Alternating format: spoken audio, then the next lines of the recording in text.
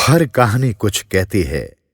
आइए सुनते हैं आज की कहानी क्या कहती है।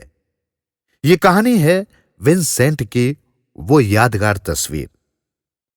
विंसेंट नामक महान चित्रकार का नाम तो आपने सुना ही होगा।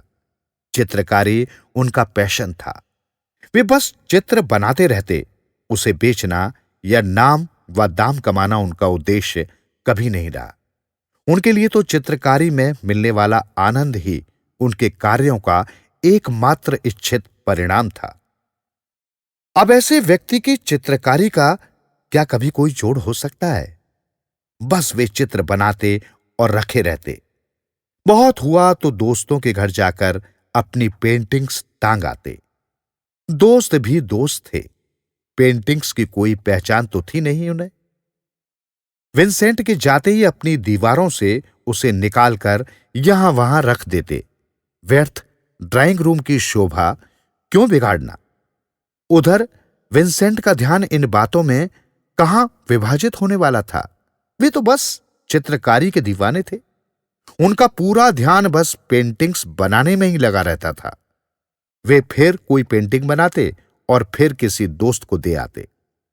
उनका दोस्त फिर उसे दीवार पर टांग देता और जाते ही फिर उतार फेंकता।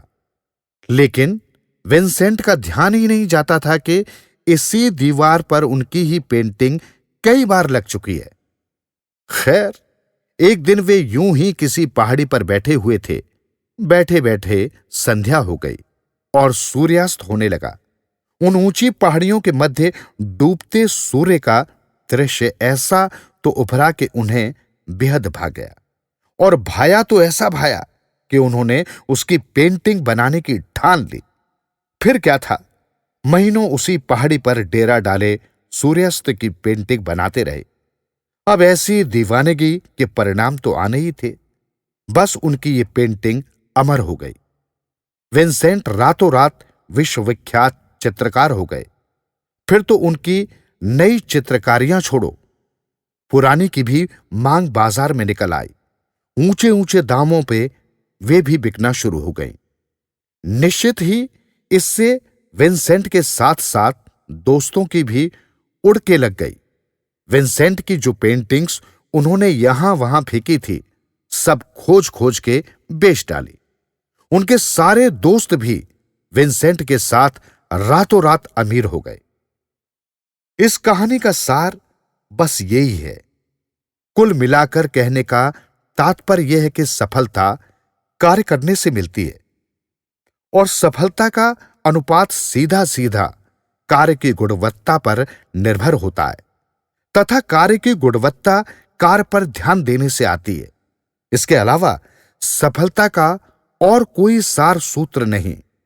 यदि ध्यान फल की जगह सिर्फ कर्म पर हो तो सफलता सिर्फ समय की बात रह जाती है।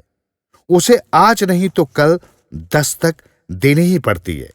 इसलिए यह हमेशा ध्यान रख लेना कि कृष्ण द्वारा भगवत गीता में कहा यह सूत्र है कि कर्म करो पर फल की चिंता मत करो। सफलता का सबसे बड़ा सार सूत्र है।